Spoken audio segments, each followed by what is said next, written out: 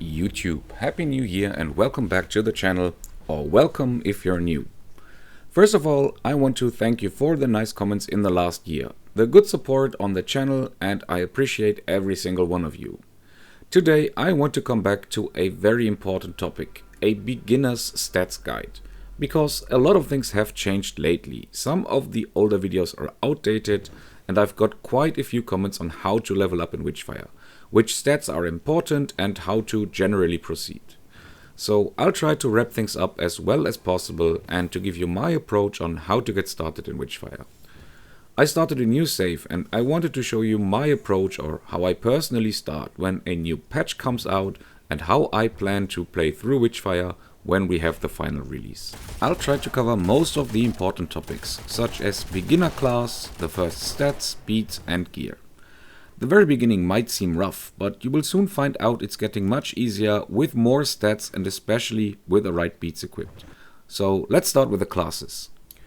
With the Butcher, you start with a pretty low Witchery stat, but that should not stop you from picking it. With good values in Flesh, Blood and Mind, you will have a decent health pool, stamina pool and healing capabilities. With Bittersweet Nightshade on your hands, you have an Fetish early on, which can be a lifesaver for sure. But for me, Butcher is the second best class to pick from, because I'm simply not a big fan of Midas.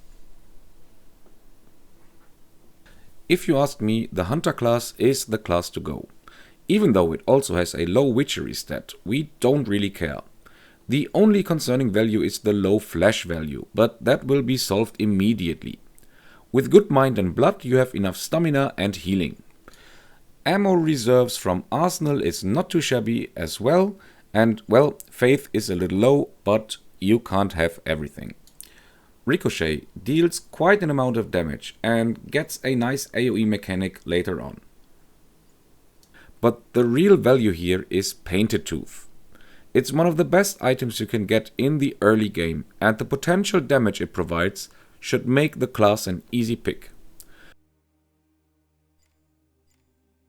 The Slayer class comes with Cricket as your gun, and it's a close range gun with low damage, so you have to expose yourself quite a bit. That is why I highly recommend not to pick it as a beginner. It can be so much fun when you know what you're doing, but avoid it as your starting gun. With Lightning Bolt you have a light spell from the get-go, but you will receive Flame Breath on Island of the Damned anyway, so I wouldn't pick this Slayer as my starting class. Even though you start with high Witchery, making spell recharge pretty fast, and that's why it's called a Spellcaster. Good values in Flesh and Blood, the low Arsenal value will not help with Cricket either, so I would not pick this Slayer. The Shadow class comes with a mid value in Witchery. Good values in Arsenal and Faith, but pretty low Flesh, Mind and Blood. So you have low health and low stamina, which is a deadly combination. As a selling point, it comes with ASE, but the gun only really shines with density, and then due to its AoE mechanic, can pull quite a lot of enemies. You also get Shockwave as a panic button, but it's not the best combination together with ACE. Again, you'll get Flame Breath and that is all you really need at the beginning. The Saint, however, is being sold as beginner friendly. This might be true because it comes with Ricochet, a gun that I really like at the start, and a panic button in form of Vulture, your demonic weapon. But demonic ammo is scarce and the usefulness is questionable. Ice Sphere, on the other hand, is pretty dope because it will shield you from all melee attacks. But in my opinion it obscures your vision too much and I don't really enjoy it.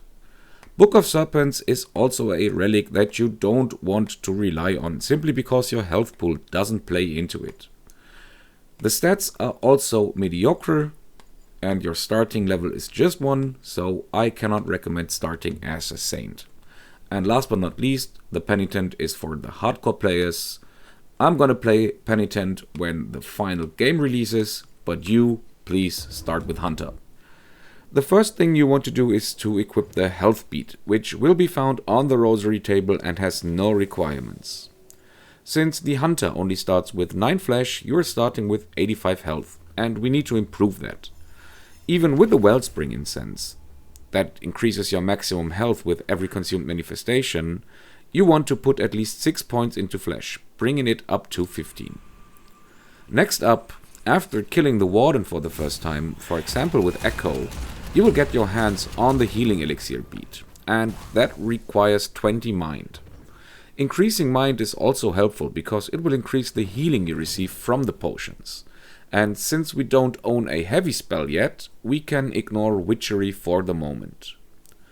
With mind on 20, we almost have 100% more healing effects, which is super helpful until we get our hands on the good fetishes like Monkshut and Henbane. Having mind on 20 also gives you a few options with the new beads. As I said, I recommend equipping the Elixir bead right away. But you could also now go ahead and swap out the health bead for the healing bead. But it all depends on how good your positioning is and how often you get hit or not. So choose health bead or the healing bead, whatever suits you better. The next scarcity for us will be ammunition, especially if we set foot into Velmorn. So it might be a good idea to bring Arsenal to 20 next, so we can equip the ammo reserve speed. This will require quite some Witchfire, and you'll need to be level 29 in order to equip the ammo reserve speed, sacrificing the health or healing bead. That means we're still on Gnosis 1 at this point in time, but don't let that stop you from visiting Velmorn a few times. The main reason to go to Velmorn is because you'll be able to collect level 2 and level 3 incantations. You won't be able to research them easily, but the main enemies will drop them fairly often. Don't bother clearing the whole map, you don't really have the firepower nor the ammo reserves yet. Clear a few camps, try to kill one of the mini-bosses and go back. Once you get 3 or 4 incantations, you can think about upgrading to Gnosis 2, allowing you to wear the 3 beads.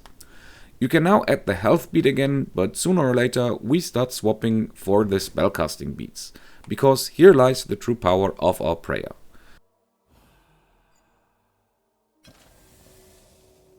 So, the last important step to true unlimited power is the increase of Witchery to at least 15, to be able to wear the spell recharge bead or the ailment power bead, maybe even both.